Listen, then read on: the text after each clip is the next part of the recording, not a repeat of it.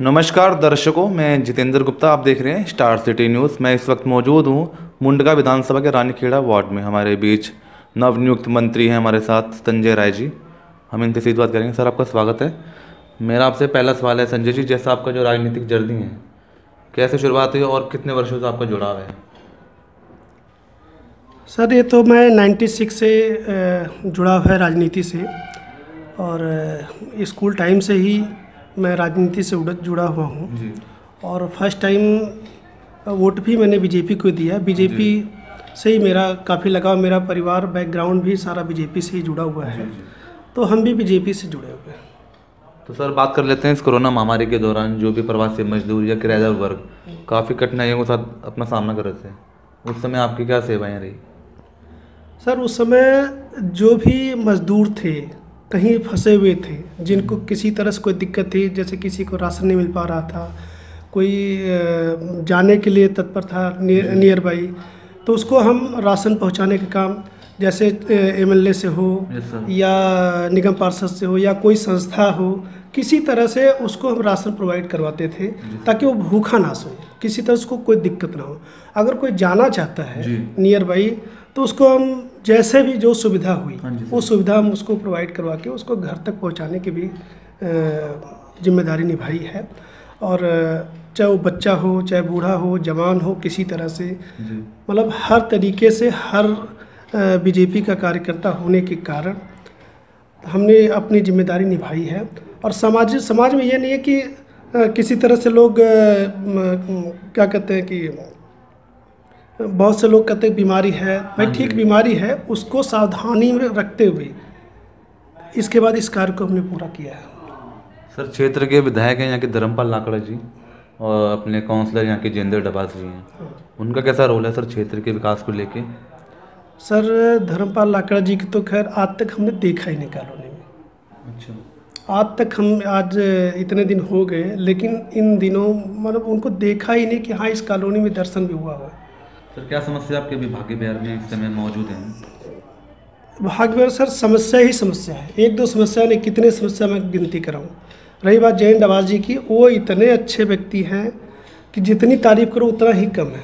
काम के प्रति कैसे? काम के प्रति उनका रुझान ये है कि एक फ़ोन करो आप, अगले दिन उनके बंदे हाजिर हैं, चाहे वो सफाई कर्मचारी हो, चाहे झाड़ू से हो, नाली से हो, कूड़े का हो, किसी तरह के जो उनके अंडर में आता है, हर तरीके से वो अपने कार्य को करते हैं। बाकी धर्मपाल लाकड़ा जी हैं, ठीक है, जो भी हैं, आप देख रहे होंगे, इस पूरे क्षेत्र में घूम रहे होंगे, जगह जगह जल भरा हुआ है। बिल्कुल, मैं हर खाली प्लाट पे जल भरा हुआ है। इसके बाद सड़कें टूटी हुई हैं, रोड बनाने का कार्य कितने दिनों से पेंडिंग चल रहा है। क्या वहाँ के जो निवासी हैं, वहाँ कॉलोनी वाले जो है, क्या उनको दिक्कत नहीं हो रही है? बिल्कुल इतनी दिक्कत हो रही, लेकिन उस दिक्कत को उनको समझ में नहीं आ रहा कि ये हमारा काम है, इस काम को हम पूरा करें। डबास जी से एक बार आप फ़ोन कर दो या उनके पास चले, भाई साहब हमारे यहाँ नाली दिक्कत है जी, वो तुरंत सफाई कर्मचारी भेज देंगे। मच्छर है, दवा छिड़काने के लिए आप उनके पास चले जाओ, तुरंत वो अपने बंदे भेज देंगे, दवा का छिड़काव हो जाएगा। मतलब जो काम उनको बोलो वो अगले दिन या उस दिन जब संभव हो तो उसी दिन कर दें, नहीं तो अगले दिन काम हो जाता है।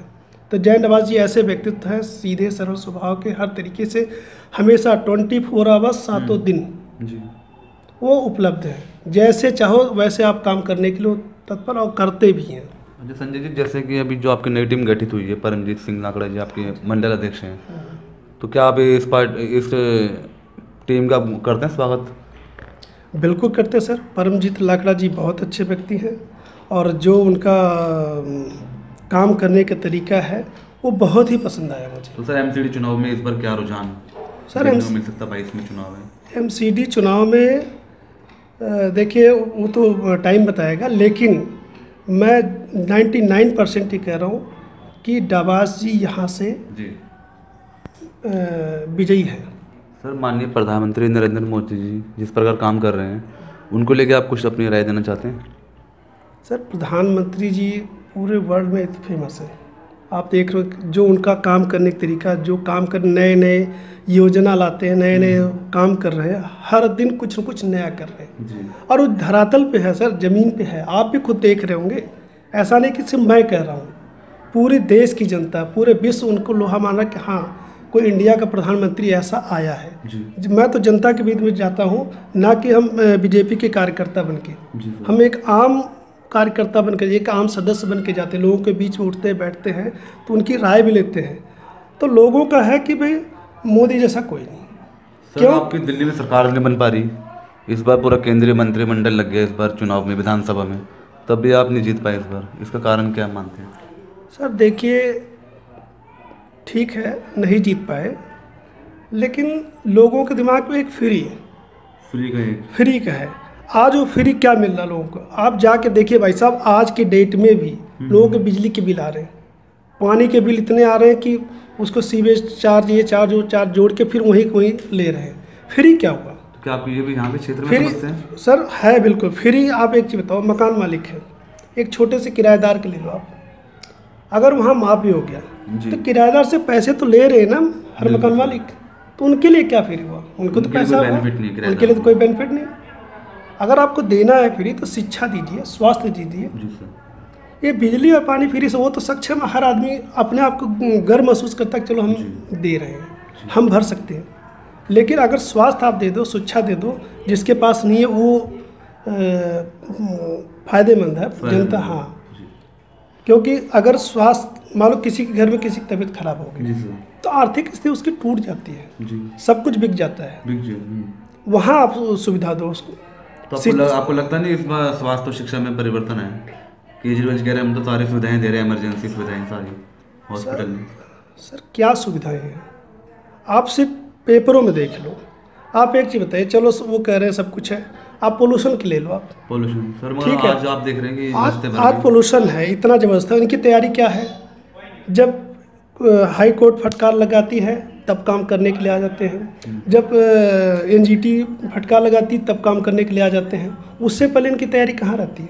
आज करोड़ों रुपया, लाखों रुपया फूंक रहे हैं किसमें? एडवर्टाइजमेंट में। वो पैसा अगर लगाते, एयर प्यूरीफायर मशीनें लगाते, तो शायद ये वातावरण आज नहीं होता। सर उन्होंने बीच में भी ऑड इवन किया था, तो कहीं ना कहीं वो सक्सेस नहीं हुआ। सर ऑड इवन केंद्र ने कहीं ना कहीं उनको सपोर्ट नहीं किया। नहीं, केंद्र ऐसा नहीं कर सकते, केंद्र ने सपोर्ट नहीं किया। ऑड इवन आप लगा रहे हो, उससे और पब्लिक परेशान होती है। आपने देखा होगा कि कितनी परेशान होती है। ऑड इवन का सर इसका कोई समस्या का समाधान नहीं है। आपने करना, पहले आपके पास पूरा समय होता है, पूरा पैसा होता है, आप उस पैसे की यूज करिए। जगह जगह आज पानी का छिड़काव अब आप करने लग जाते हो, सड़कें टूटी हुई है, मिट्टी है, धूल है, उड़ती है, वो कहीं ना पोल्यूशन बनता है। आप सड़कें बनवाइए, कैसे पोल्यूशन होगा? जब धूल मिट्टी नहीं होगी तो उड़ेगा नहीं। तो सर वो तीसरी बार जीते दिल्ली में विधानसभा केजरीवाल जी। सर तीसरी बार जीते, ठीक है, बता तो रहा हूँ कि अब जो है पब्लिक अच्छे तरीके से समझ चुकी है कि ये क्या कर रहे हैं, क्या करते हैं। कहते कुछ और हैं, करते कुछ और हैं। तो इस बार एमसीडी में कितनी सीटों पे आ रहा सर? 272 में से? सर देखो अभी तो टाइम है, अभी कुछ नहीं कह सकते जी। बाकी जब चुनाव होगा तो उसमें देखना आप कितनी आएंगे, क्या अभी से क्या कहूँ, अभी तो टाइम है, अभी तो काम करने का मौका, अभी बहुत काम है और काम कर रही है एमसीडी में। कोई ऐसा नहीं है कि जो काम, अब एमसीडी की सर बताओ, एक कर्मचारी जो एमसीडी के हैं उन्होंने क्या गुनाह किया है कि आप फंड नहीं रिलीज कर रहे हो, नहीं दे रहे हो? वेतन बीच में मिल रहा है, हड़ताल पे हैं। हड़ताल पे हैं क्यों?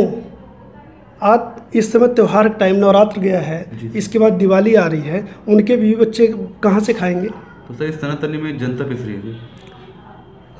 जनता पिसती है, जनता पिसती है भाई। एमसीडी क्या करे? एमसीडी का आप फंड नहीं दोगे तो इन कर्मचारियों का फंड कैसे मिलेगा? तनख्वाह कैसे मिलेगी? तनख्वाह नहीं मिलेगी तो वो तो परेशान होंगे, उनके बच्चे परेशान होंगे, उनके रिश्तेदार परेशान होंगे, सभी परेशान होंगे। वो कैसे अपना घर परिवार चलाएंगे? कोई बिजनेसमैन, कोई बहुत बड़े आदमी तो है नहीं, नौकरी पेशा करते हैं, जो भी मिलता हो उसमें अपना गुजारा करते हैं, गरीब इंसान है।